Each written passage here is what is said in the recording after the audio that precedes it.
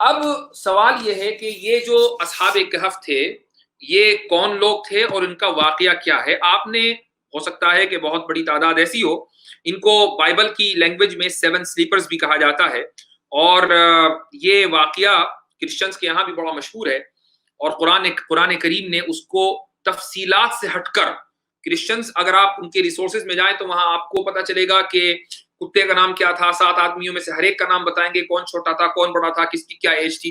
قرآن کریم جو ہے وہ ان چیزوں کے اندر نہیں پڑتا ہے، قرآن کریم کو ڈیٹیل سے، چونکہ ان ڈیٹیلز کے اندر ہدایت نہیں چھپی ہوئی ہے، اصل تو اس قصے کی طرف ریمائنڈ لوگوں کو کرا دینا ہے تاکہ لوگ ہدایت حاصل کر لیں۔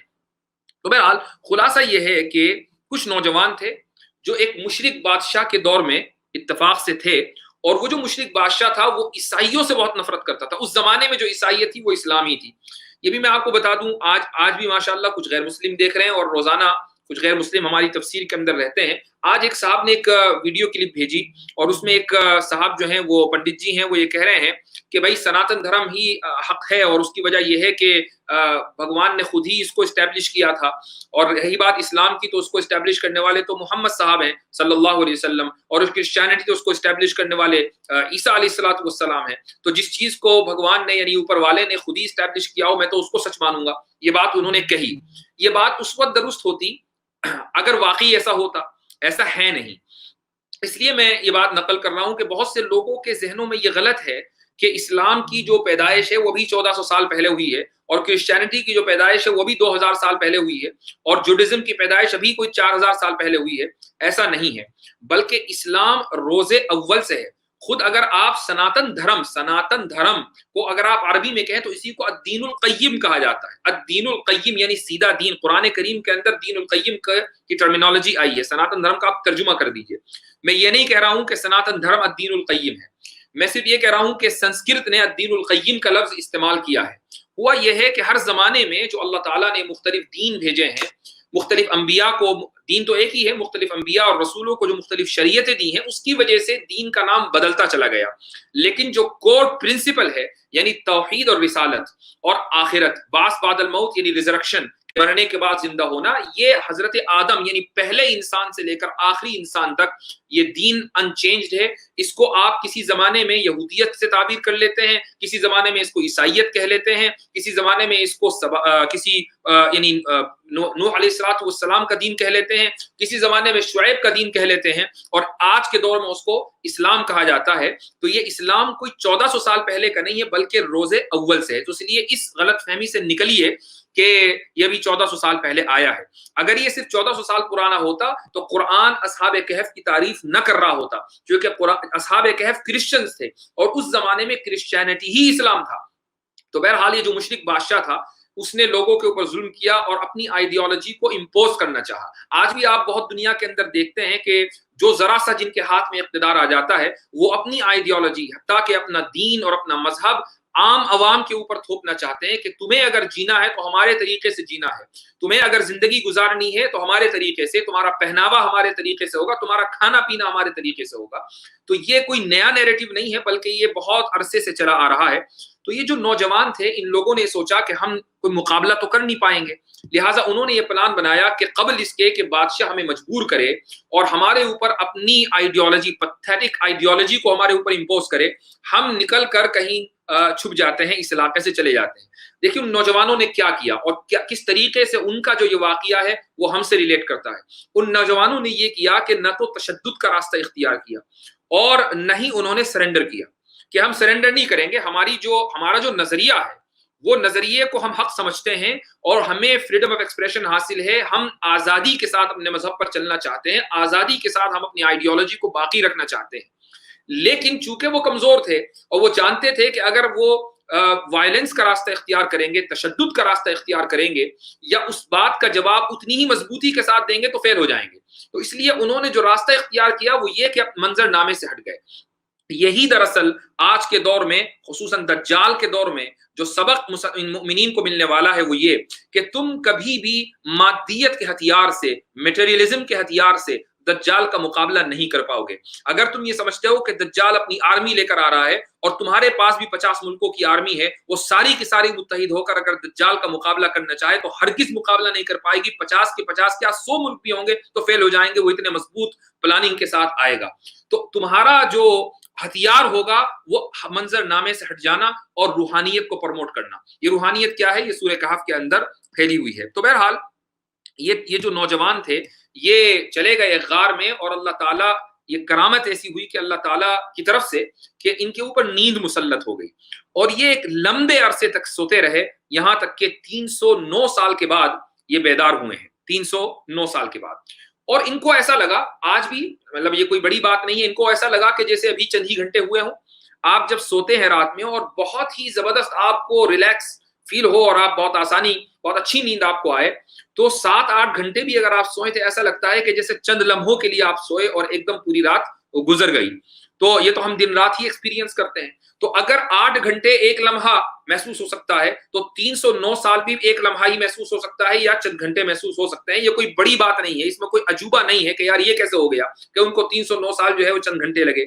तो बहरहाल वो जब 309 साल के बाद बेदार हुए तो इस अरसे में अल्लाह ताला ने उनके जिस्म को सड़ने से बचाए रखा, और उसका भी जिक्र कुरान करीम के अंदर है कि सूरज की रोशनी आती, लेकिन सूरज की रोशनी उनके जिस्म को, उसकी जिस्म की हरारत को बरकरार रखती, और जो इस तरह का बैक्टीरिया था जो उस जिस्म को खा सकता था, वो बैक्टीरिया को वो धूप खत्म कर देती, और इस तरीके से उनके जिस्म बिल्कुल बाकी रहे। 300 साल तक अल्लाह ताला ने उनके जिस्म को महफूज रखा।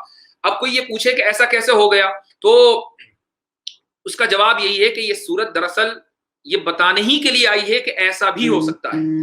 इस सूरत का अगर मैं आपको 2 लफ्जों में खुलासा बयान करूं, वो ये कि सूरत हमें और आपको ये तालीम दे रही है कि दुनिया अगरचे असबाब और मुसब्बब, सबब और मुसब्बब के निजाम के ताबे लग रही है, कॉज एंड इफेक्ट के निजाम के ताबे आपको महसूस होती है, लेकिन अल्लाह ताला जब चाहता है वो इस निजाम को खत्म कर देता है। आज आप देख रहे हैं कि अगर रोशनी कहीं से आएगी तो सूरज से आएगी, उसके बगैर रोशनी नहीं आ सकती। अगर एनर्जी आएगी तो वो भी सूरज की रोशनी से आएगी, उसके बगैर जो एनर्जी है प्रॉपर वो नहीं आ सकती।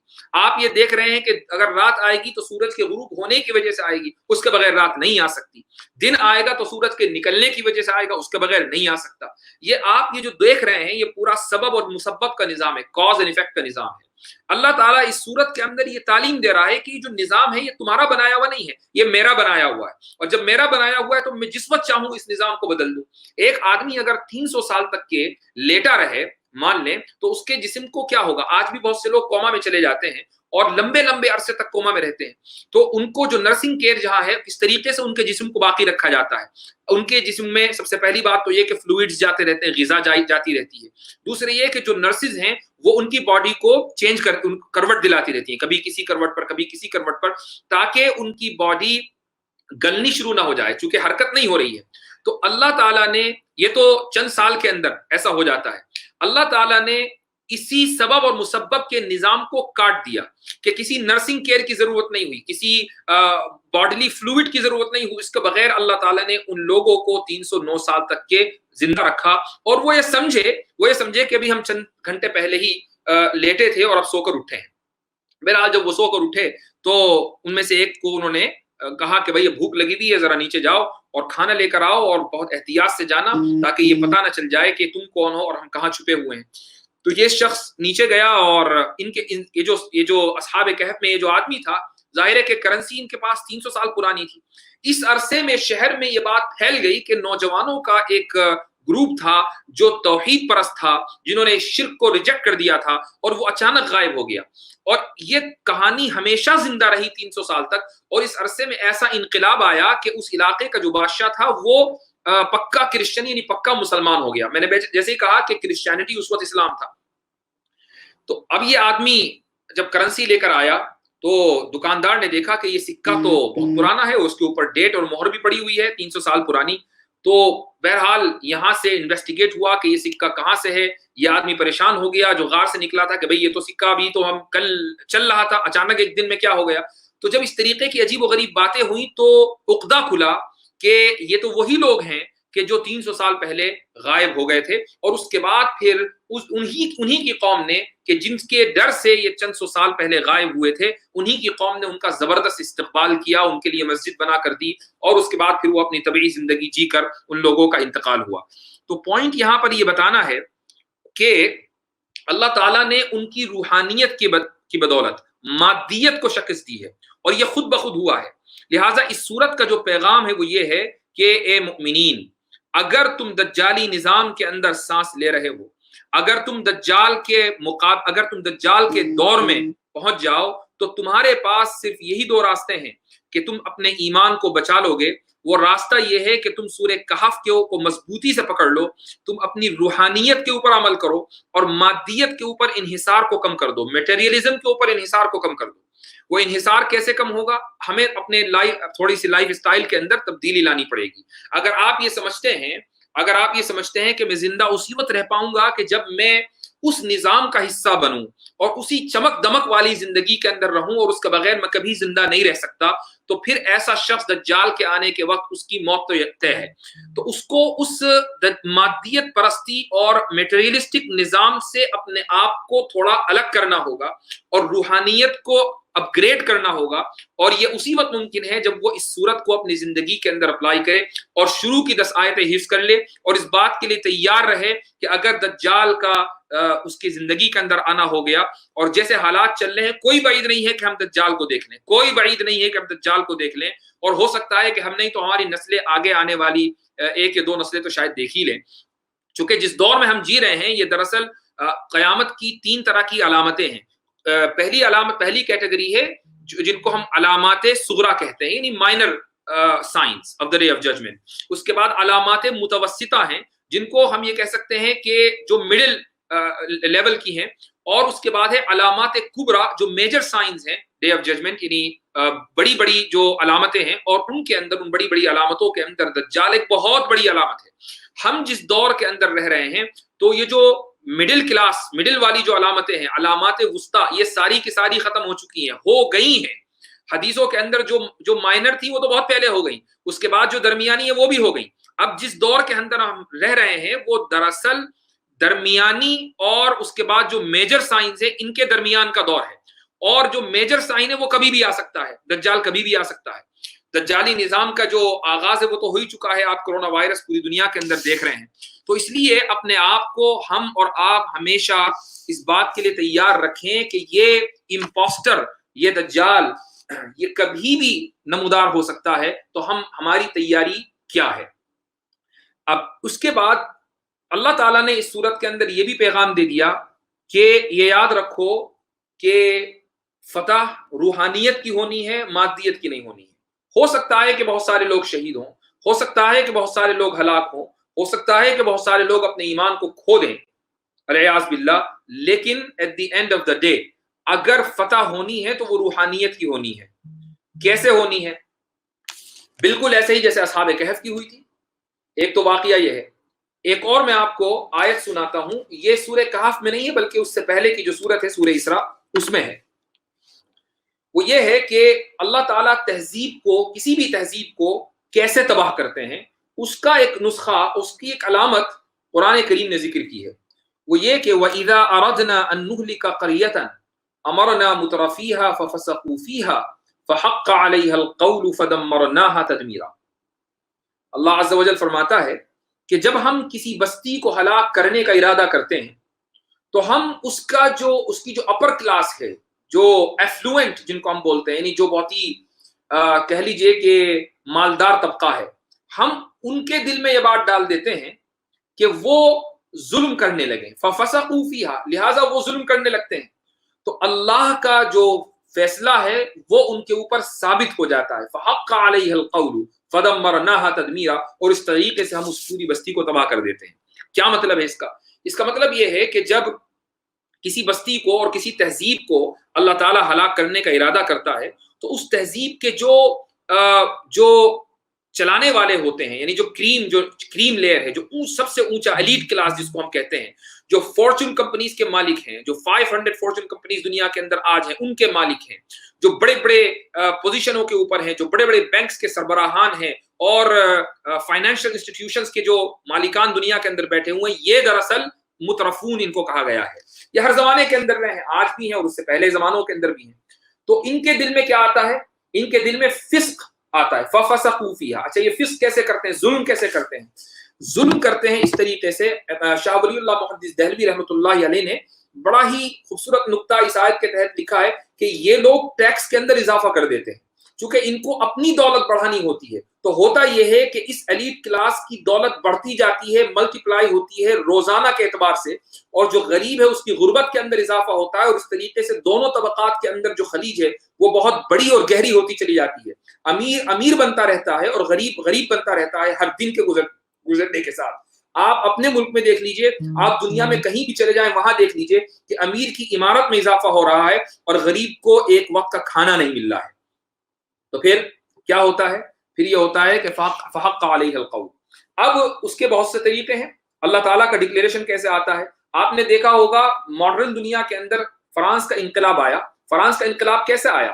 زمینداروں نے جو ٹیکسز بڑھا دیے تھے اور زمینداروں نے جو ورکنگ کلاس کے اوپر ظلم کیا ہوا تھا، تو ورکنگ کلاس اوب گئی اور انہوں نے زمینداروں کو اٹھا کر باہر کر دیا. پورا جو ملک ہے وہ انقلاب لے آیا، اور آج پوری دنیا اس انقلاب فرانس کی سمجھ لیجئے کہ متاثر ہے اس سے. ایسے ہی ہر علاقے کے اندر ہوتا ہے کہ جب غریب پریشان ہو جاتا ہے اور وہ خودکشی کرنے لگتا ہے، اس کے پاس ایک وقت کی روٹی نہیں ہوتی اور غریبوں کی تعداد بڑھ جاتی ہے اور امیروں کی تعداد بہرحال کم ہوتی ہے لیکن ان کی عمارت بہت بڑی ہوتی ہے، تو غریب پھر ریبیلین کے اوپر آ جاتے ہیں اور وہ پھر امیروں کو نہیں چھوڑتے ہیں. اس طریقے سے ایک امیر کو چن کر پکڑا جاتا ہے. یہ نظام اللہ تعالیٰ کا ہے، اور یہ کوئی ایسا نہیں کہ صرف ایک ہی مرتبہ ہوا ہے، بلکہ مورخین نے لکھا ہے کہ تہذیبیں تو ہمیشہ تباہ ہوتی رہی ہیں. آج جو تہذیب چل رہی ہے وہ کوئی ہمیشہ رہے گی ایسا نہیں ہے. مثلا آج اگر تاریخ میں آپ دیکھیں، قوم عاد کی ایک سویلائزیشن تھی، قوم سمود کی ایک بڑی زبردست سویلائزیشن تھی. عمالقہ کا تذکرہ ہم نے سورہ یوسف میں کیا. حضرت یوسف علیہ السلام جس زمانے میں مصر گئے ہیں تو عمالقہ کا وہاں پر اقتدار تھا، ان کی ایک سویلائزیشن تھی. اس کے بعد حمیر ہیں، تبایعہ ہیں، اور اس کے بعد یہ جو مصر کے فرعون ہیں، ان کی سویلائزیشن کے آج بھی بڑے بڑے آثار آپ پیرامڈز کی شکل میں وہاں جا کر دیکھ سکتے ہیں. ایران کی سویلائزیشن تھی، رومن سویلائزیشن تھی. یہ ساری سویلائزیشن کہاں چلی گئیں؟ یہ کدھر ہیں؟ آپ ان کو آواز دیں، پکاریں تو کوئی جواب دینے والا ان سویلائزیشن کی طرف سے نہیں ہوگا. یہ اللہ تعالیٰ کا نظام ہے کہ یہ ساری کی ساری وہ سویلائزیشن تھی جن کی بنیاد مادیت پرستی پر تھی.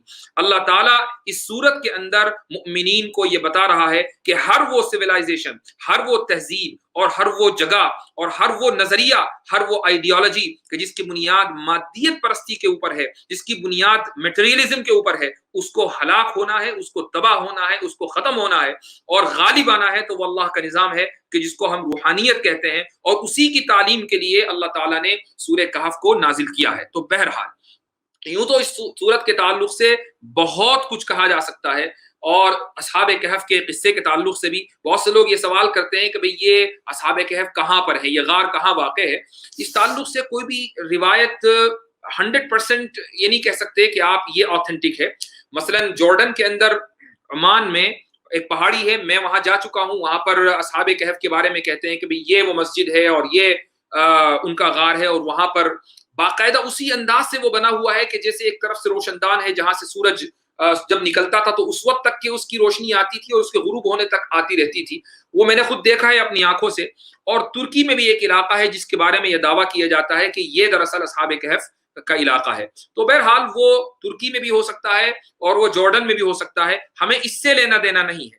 اصل مسئلہ یہ ہے کہ یہ واقعہ ہوا ہے، اور اس واقعے سے ہمیں یہ سبق ملتا ہے کہ آج کا نوجوان، خصوصاً جس کے ذہن میں اور جس کے دماغ میں مذہبیت ہے، جو مذہب پرست ہے، جو مذہب پسند ہے، جو روحانیت پسند ہے، جو مادیت کی وجہ سے پریشان آ چکا ہے، اور جو یہ سمجھ رہا ہے کہ اور سوچ رہا ہے کہ متى نصر اللہ، تو اللہ تعالیٰ اس کو یہ کنسول کر رہے ہیں ان آیتوں کے ذریعے کہ الٹیمیٹلی فتح تو روحانیت ہی کی ہونی ہے. تم اس مادیت کے نظام سے غم کھا کر اپنے آپ کو ہلکا نہ کرو. لعلک باخع نفسک، یہ جو آیت ہے، آیت نمبر 7 اس میں نبی کریم صلی اللہ علیہ وسلم کو بھی یہی پیغام دیا جا رہا ہے اور آپ کے واسطے سے پوری امت کو یہ پیغام دیا جا رہا ہے. ہاں تم تیاری کرو, ہم تیاری کریں دجال کے فتنے سے بچنے کے لیے. دجال کے مقابلے کی تیاری نہیں کی جا سکتی, اس کے فتنے سے بچنے کی تیاری کی جانی چاہیے. اور اس کے فتنے سے جو بچنے کی تیاری ہے وہ کیسے ہوگی کہ ہم شروع کی جو 10 آیتیں ہیں وہ حفظ کریں اور اسی طریقے سے میٹیریلزم کے اوپر اپنے انحصار کو تھوڑا کم کریں.